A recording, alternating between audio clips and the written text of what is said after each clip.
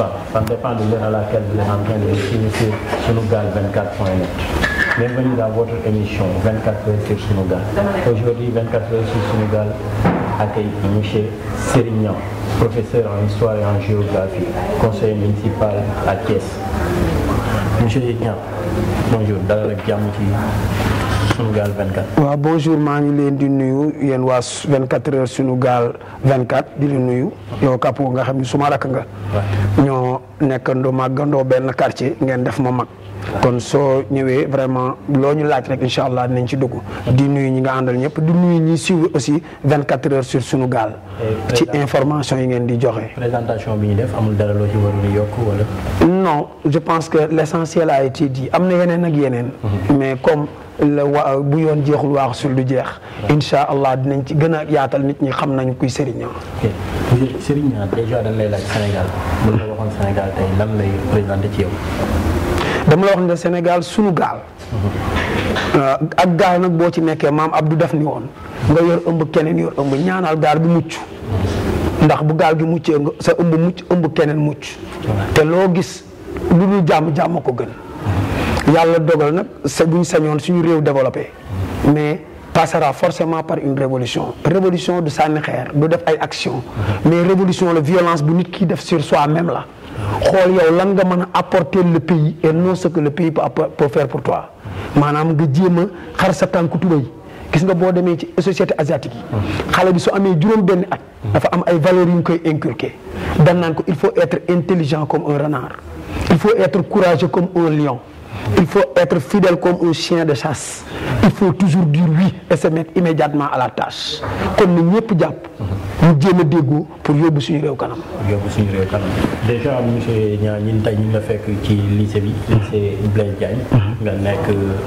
professeur d'histoire et géographie. donc tey actualité Sénégal ñëpp ñu ngi koy dégg mooy enseignement bi. bi problème la tey boo ñu doon wax lan mooy problème mu enseignement Sénégal lan la. waaw je pense que foofu da ngay njëkk a wax importance éducation. parce que l'éducation est un pilier de développement pour am réew dox émerger il faut éducation bi dem parce que l'enseignant c'est pas n'importe qui enseignant bi mooy former l'élite intellectuelle appelée à diriger le pays enseignant bi du cours rek la war a joxe c'est un éducateur enseignement dafa am solo parce que benn empereur chinois conseiller am daf ni woon ko si tu veux détruire un pays inutile de lui faire la guerre il suffit juste de détruire son système d'éducation et d'y installer la corruption mu ne ko en 20 ans tu ne trouveras que des ignorants il sera facile de les vaincre comme nee na boo bëggee yàq am réew yàqal éducation ba ndax éducation dafa am solo dama lay jox le cas de la Corée du Sud Corée du Sud au moment bi ñuy guerre gars yi nekk ci front bi di xeex enseignants yi dañoo toog ci biir classe bi di encadrer élèves yi kon la place de l'enseignant ci classe bi la war a nekk mais yan condition la fa enseignant bi war a nekkee loolu bokk na ci li indi coow li fi ñu toll ci éducation enseignant yi ku ne xam na ni benn dysfonctionnement rek laa lay jox li ma lay wax le président Macky Sall moo gën a xam li ma lay wax nit ñi xam nañ ko mais gis nga dafa am ñaari manqué suñu réew coow boo fi déggee rek mooy communication bi jàllul am na ñu bëri dañ naan enseignants yi dañoo bëgg xaalis fii kan moo fi bañ xaalis tubaab moo ni l'argent est le nerf de la guerre kan moo fi bañ xaalis mais du xaalis bi mais da ngay xool ni paiement yi le président Macky Sall dëgg la moo ko waxoon na ko ci 2012 bi ni vraiment dina régler affaire discrimination bi am dama lay jox benn exemple enseignant bi am un bac plus 6 indemnité de logement 60 000 la am le policier qui a le COP à 75 000 bac plus 6 ak COP ki nekk dans la police am niveau bac am na 100 000 wala lu ko ëpp enseignant bi préscolaire ba supérieur 60 000 la am tey loolu bokk na ci li indi coow li te gis nga système bi leen rek moo koy réglé boobu ci la bokk de mais avancement yi da ngay gis ku toog 10 ans du avancé te ci corps enseignant yi rek la am presque yeneen corps yi dañuy avancer comme il le faut avancement yu coow automatique lu mu doon mais enseignant bi toog jàngale fukki at avancé wul mais xam nga fii lu fi nekk man j'ai une proposition en 2014 état envoyé ñu def formation en Corée du Sud mais bi ma leen laajee pourquoi seen système du am problème xam nga lu ma wax ak seen traitement salarial ñu ne ma fii enseignant bi dugg école tey bi dugg de 1 an à 5 ans il a 1,2 million bi doog a jàngale moo xam préscolaire ak supérieur de 5 ans à 10 ans il a 1,6 million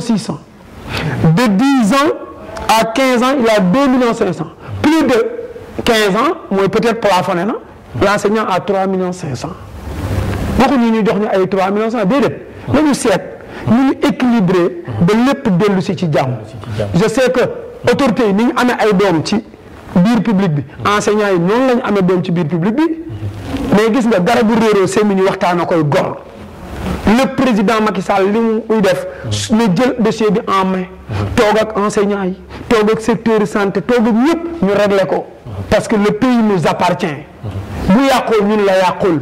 kenn du jugee fenn Europe wala feneen du ñu defaral suñu pays nañu jël suñu responsabilité waxante dëgg fii du affaire opposition xam nga fi am dañu war a seet nan lañ mën a def accorder suñuy violon souder suñuy force pour développer notre Sénégal.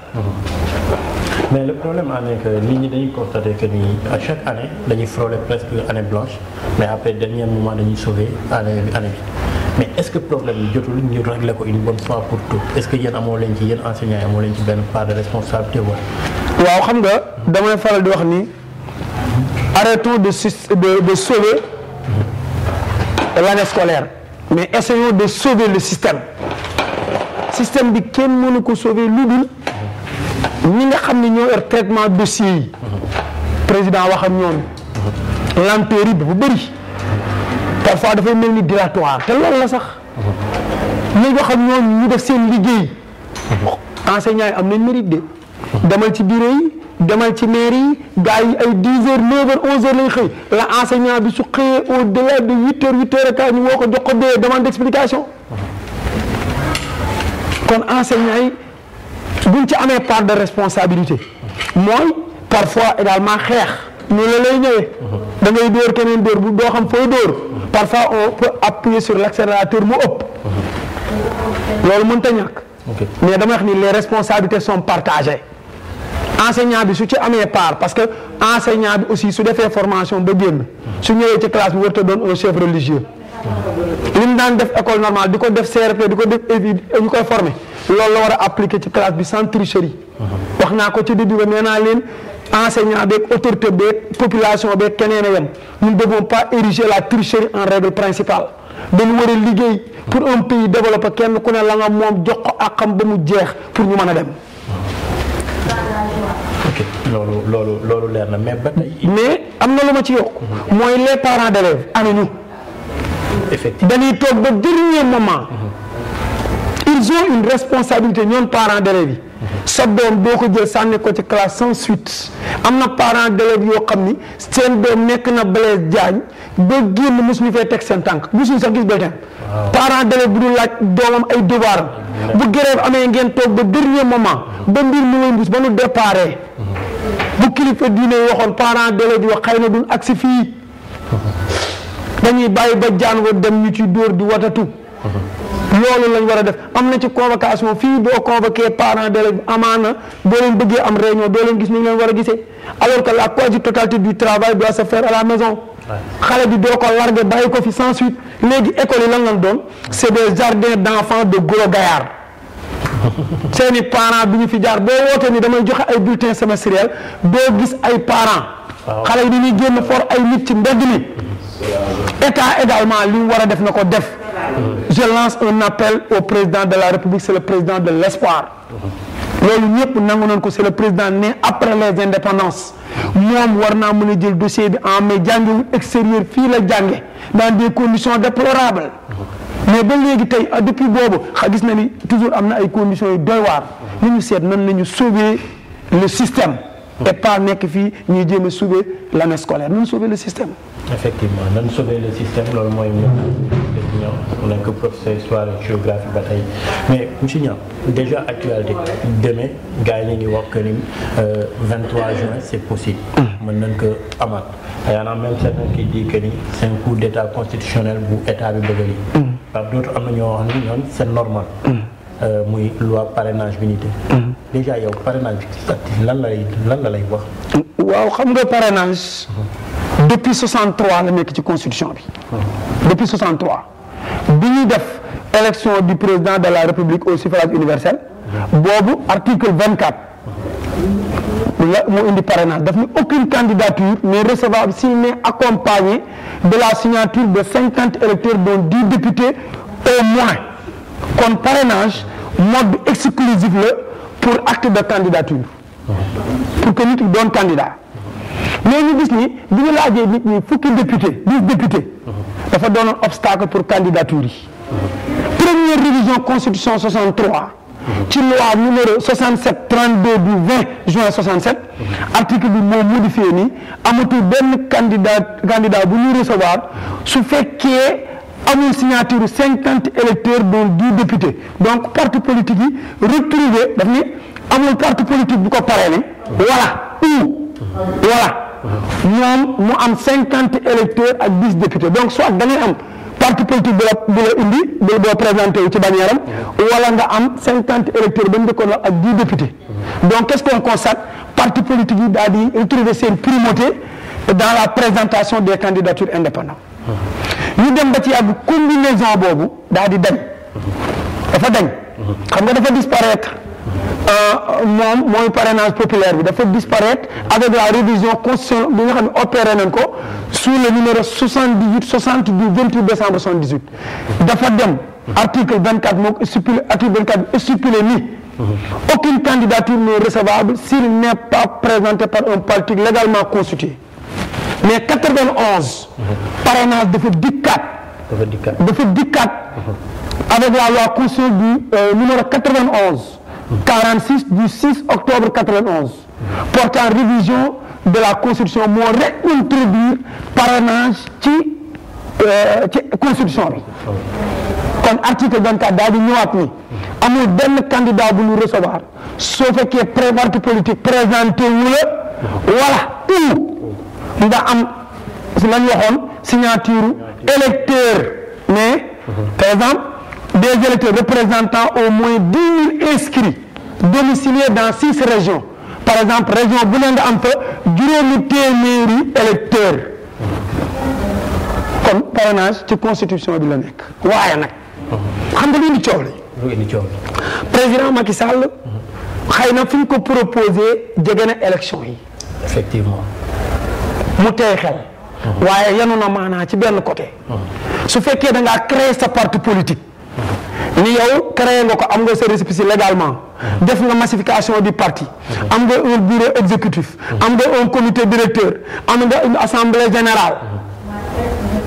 yow da ngaa bëgg a briguer yaa ngi laaj pour yor réew mi lu toll ni Sénégal plus de 14 millions d'habitants aujourd'hui ANSD agence nationale de la statistique et de la démographie nee na sax am nañ 15 millions et poussière daanaka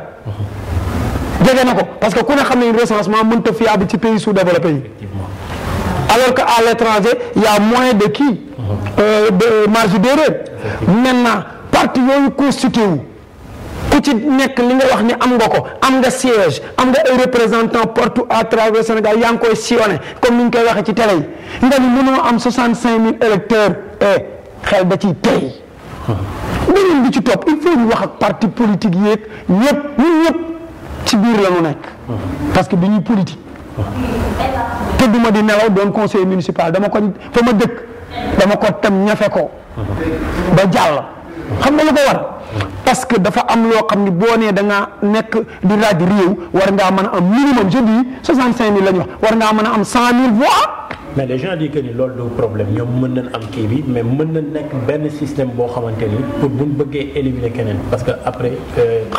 buñ bëggee éliminer tey boo ñëwee déposé sa candidature mën naa la wax ne la sa signature yi dafa am problème wala dafa manqué wala du genre. xam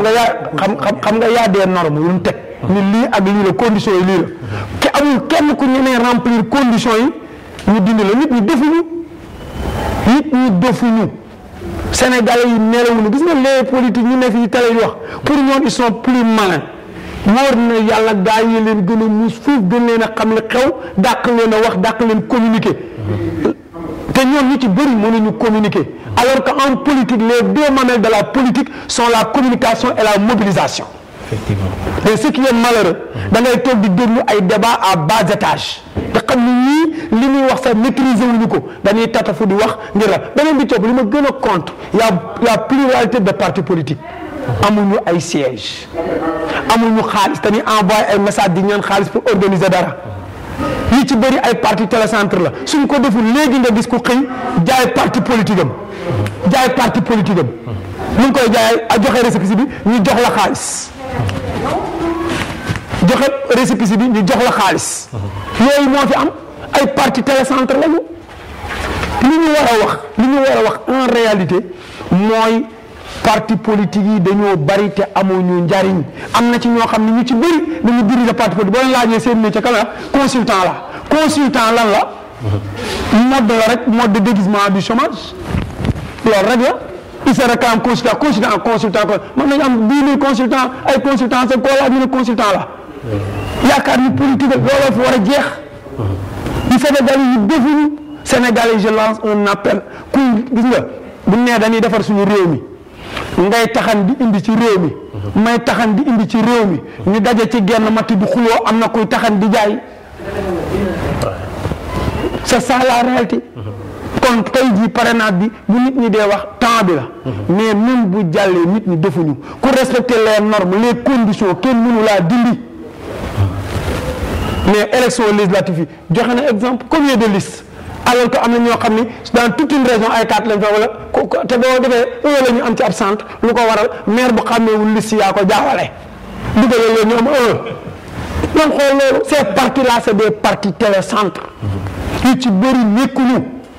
dañ koy def dóorukaay xam ne xale yi naan dóorukaay xarmat lañ ko defee di ci wut xaalis. donc yéen vous pensez que ni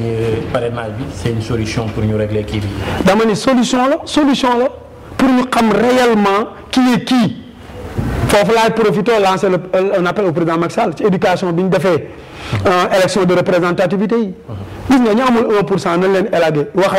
jox ñi xam ñu représenté mais gis nga division bi réglé wul dara. bu ñu defee élection de représentative ñeen jox ñi ko mérité mais ñenn ñi toog di wax comme ça c'est pas intéressant ñu jël affaire yi teg ko ci yoon ñu dem suñu yoon ce pays nous appartient bu yàqool ñun la yàqool pensons aux enfants ñi suñu ginnaaw di ñëw nous devons souder nos forces ensuite démocratie xam nga lan la nag c'est le pouvoir de la majorité tant que celle-ci respecte les droits de la minorité dañ naan c'est le pouvoir du peuple par le peuple mais démocratie en politique c'est le pouvoir de la majorité tant que celle-ci respecte les droits de la minorité. kon nañ waxtaan ci loolu. mais problème bi mooy ce qui fait peur mooy bu ñu demee bay wax que ni mën na fi indiwaat beneen 23 juin bu demee ba le maire l'ancien maire de Thiès Idrissa Seck dem bay menacer président de la République di wax que ni si jamais mu violé constitution bi nous le dégagerons de là est-ce que loolu ça fait pas peur est-ce que bu demee bay indi problème boobu ni jiixi jaaxa ba nit ñi commencé tiit commencé ragal est-ce que lii du taal dëkk bi wala dara est-ce que warul tamit ñu war a toogaat waxtaan avant nga yóbbu loi bi assemblée wala. waaw xam nga réew mi koo dégg mu ne mën na koo taal. réew mën naa tàkk waaye moom du ko fekk. fii dafa am ay mag ñu fi tëdd dañu lawraataale réew mi ku ko bëgg a taal yaa fiy jóg. ah mais gars yi dañuy wax loolu fréquemment dafa am ay mag yu fi tëgg mais boo xoolee tamit am na yeneen dëkk yu gën a mag yoo xamante ni am na ay kilifa yu baax yu fa tëdd te dëkk yooyu tàkk na tamit. bokkuñu de. gis nga naari ngay wax. effectivement yonent bee tax ñu gën suñuy mag yonent bi rek leen ñu gënee waaye suñu magi tey amul ku ñu gënul ci kaw suuf ñoom nag yonent bi lañ leen di xoole mais mag ñi tëdd Sénégal duñ leen comparé ak beneen mag mais dinaa la xamal leen am réew boo ci nekkee mooy li ma la wax ci départ bi nga nekk ci sunu gaal di woote ñu taal réew mi est-ce que bëgg nga réew mi c'est une question yow bu fekkee da ngaa bëgg réew mi ñu jox la poste fa nga dëkk je parle le cas d'Idrissa Seck ñu jox la poste fa nga dëkk ñaata yoon ci maire yi doo fa toog conseil départemental doo fa toog waaye sàkket xer wa koy téye da cay daru da ngay bay tàmbalee ci say oom fa nga dëkk doog a demande réew mi mais boo fa wàccee réew mi boo ko fa wàccee sa gox liggéeyoo ko bëgg a yor réew mi mais xel du ci dal ñun defuñu nelawuñu fii Sénégal nit ñi yeewu nañ bu yàgg. mais foofu y a problème parce que par exemple bu ñuy wax Idrissa Seck du fa toog mais li ñu constaté mooy à chaque fois moom mooy gañewaat foofu à chaque fois Thiès waaye moom la ñuy jëlaat joxaat ko seen mairie bi est-ce que loolu tamit c'est pas un peu contradictoire. waaw da nga naan da ngay xool lam fa gagné woon au départ ak depuis les élections yi di ñëw ni muy chuté bañ gagné ko ci commune bañ gagné ko ci yenn écoles yi ay lu mel ni Iba Katiba xam nga li ma wax centre Thiès de Thiès mairie da ngay xool loolu nga xam ni kon nit ñaa ngi koy bàyyi ñu ngi quitté ak moom li ma wax xam ngeen ko. effectivement ndax lépp day wàcc. ça dégringole day gën a wàcc résultat yi day gën a daanu donc il a intérêt à revoir sa copie d'autant plus que Thiès nag kenn moomu ko dans chaque pays il y a une ville rebelle. Au Sénégal Thiès est la ville rebelle nga dem France Marseille est la ville rebelle cela montre que kenn moomu leen les Thiessois laaj ko président Abdou Diouf. waaw dégg naa mos nañ nga fa sànni ay xeer bon ba tey ci Thiès boobu la ñuy des parce que ba tey xam na ni conseil municipal nga foofu dans la commune nord nekk foofu mais ba tey actualité politique Thiès dafa intéressé Sénégal mooy li ngay wax tout le temps Idrissa Seck bien vrai que ni ñi tànnaaf bi mi ngi commencé wàcc wala mais dañ ko gis ci 4 avril bi mu génnee foofu daal nga accueillir comme benn héros dafa amoon sax problème fu mu jaar on a l'impression que ni ba tey moom moo des ci xolu Thiès waay mais ba tey Thiès bu ñuy xool actualité politique bi dafa xaw a jaxasoo parce que tey maire bi fa nekk muy Talla Sylla parfois nit ñi ni non du sax maire ndax Idi la gars yi voté moom moo ko fa teg conseil municipal comme ce genre yi ñoom ñoo na ko jël ngeen teg ko fa du maire mais ba tey am na benn conflit bu am foofu entre moom ak Idi mais en tant que conseil municipal loolu lan nga koy jël. moom ak Talla dama yaakaar ni ab dëkk boo ko bëggee nga yow nga jiite parti bi am say conseiller yaa ngi dégg. war ngaa jox say conseillers ñu négocier waxtaan bi trouver un terrain d'entente bañ a bloquer budget parce que bu ñu bloquer budget bi Thiès a koy yëg. en tout cas ñu ngi koy yëg. bu ñu bloquer budget bi Thiès ñoo yëg blocage budget bi. te pourtant budget boobu Thiès lay defar am na lu mu ca mën a def am na lu mën a apporter yàlla rek xam ndax lépp fa lay dem wala demu fa kooku yàlla lañ koy bàyyal ndax kenn ku nekk ak li ngay def xam nga ko te ëllëg bés dana ñëw. nga war a rendre compte mais li am solo mooy blocage du budget ba problème la li ko waral mooy maire yi ya fa nekk ñun maire bi ñu nekkal je sais muy Lamine je sais pertinemment que déggoowut ak Talla man wax naa ko biir conseil municipal man ko fexe leen ba trouver un terrain d'entente parce que lépp ci ne Thiès a war a doon seen parti pour mu développer mais pas kii naan fii laa bokk kii fee naan fan laa bokk beneen bi ci topp mooy ñoom si wàllu boppam maire nañ liggéey dans la transparence parce que ci conseil municipal bu am ay commission alors que les commissions xamuñu la xew éviter il faut dañu war a éviter cette gestion en solo man mi wax yow commission aménagement cadre de vie laa bokk effectivement je suis le vice-président bokk commission vice-président commission étude planification et suivi mais xool kenn du la convoqué réunion yëgoo la xew da nga xëy ñu ngi aménagé ñu ngi nangam tu ne sais même pas ce qui se passe. mais loolu est-ce que yéen jot. et puis déploré naa ko du conseil municipal à maintes reprises ba ne ko monsieur le maire. am nga carton jaune. te xam nga carton jaune lu ci topp. travail combien de fois combien nañ ko wax naa ko li may wax du ma wax lu waxul du ma wax lu dul dëgg ci kàttanu yàlla. mais wax naa ko devant les conseillers ñoom ñooy majorité waa réew mi. man bokkuma ci ñoom. mais li ma wóor ba wóor mooy.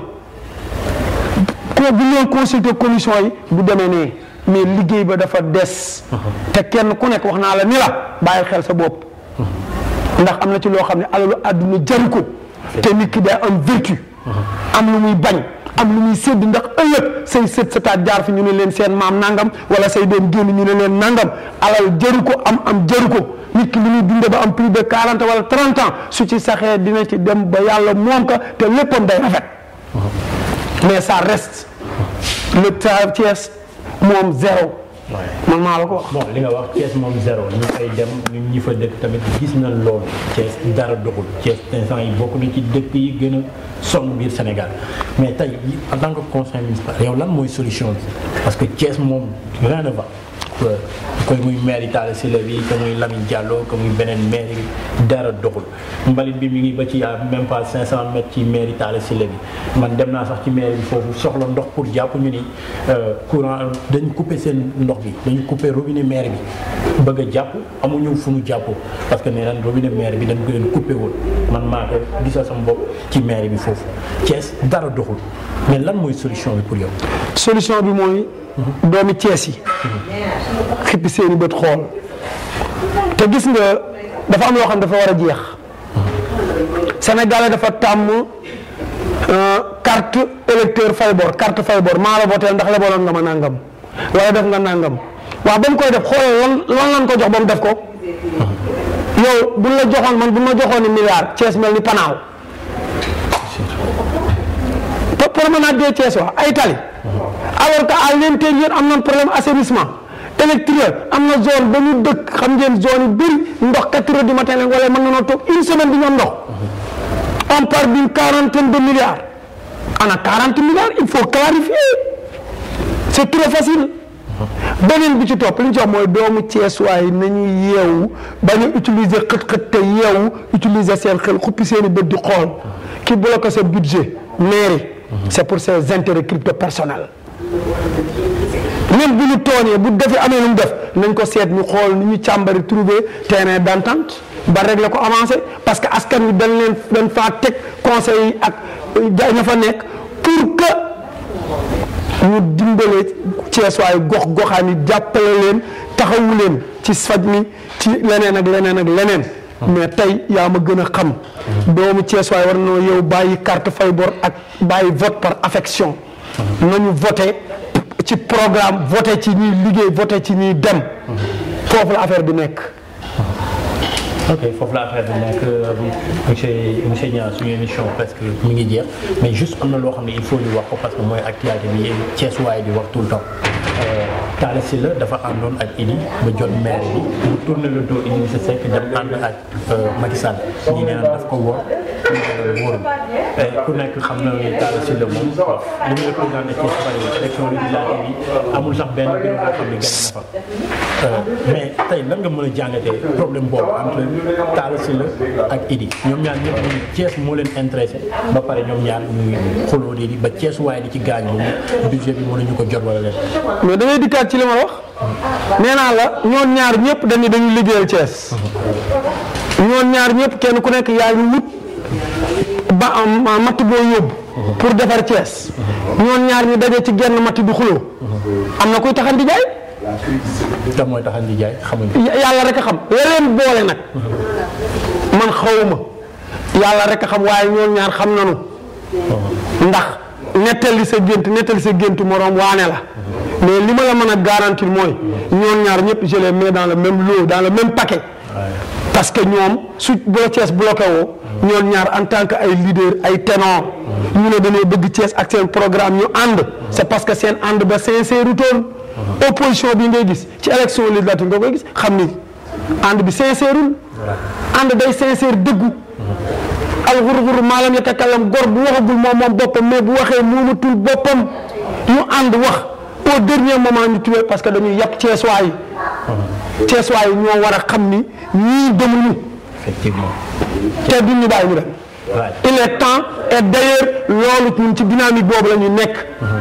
préparé wu en conséquence pour ñëw wan leen ni du yéen. parce que yéen jox nañ leen li leen war a jox lépp malheureusement remplir leen seen cahier de charge dem leen toog yi bàyyi ñeneen ñëw. parce que actuellement ku ne xam na ni l'artère même gouvernementale a besoin du sang neuf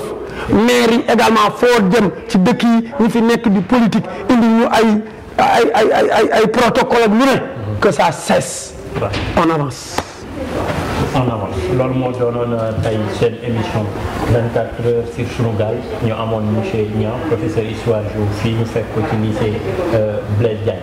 di wax gars yi di leen jox dig daje ba beneen yoon ñu moo doon seen émission monsieur Niang nag di ngeen ko amaat ko parce que dañuy soxla xalaatam et duñ taay ci ñëw di ko seesi di waxtaan ak moom ci actualité Sénégal monsieur Niang sa dernier mot lan lay doon. waaw maa ngi sant ñëpp di remercier ñëpp di leen remercier yéen 24 heures sur Sunugal di lancer un appel à tous les Sénégalais. ku ne la kaa ñu xeex te doomam demut nijaayam demut bàjjanam demut moom day dem te wóor na ni la am na ñu mu àndal ñu ko garde ba nga xam ne dara mën na koo bañ a laal bu fi kenn tay la sa bakkan li wóor ba wóor mooy lu ñu war a contesté nañ contesté mais ku nekk na nga xam li nga moom ndax sëñ Abdoulaye da ko wax nee na nit ki dafay xam li ma moom li nga moom koo ci boole di ci bokk li nga bokk ku ne am nga sa wàll jël sa wàll te yem ca xam ne nit ñi defuñu même bu affaire bi jàlloon ñu gis ni éliminé nañ ay candidats les Sénégalais xam nañ li ñuy def nit ñi defuñu yeewu nañ bu yàgg asalaamaaleykum wa rahmatullahi taala wa barakatu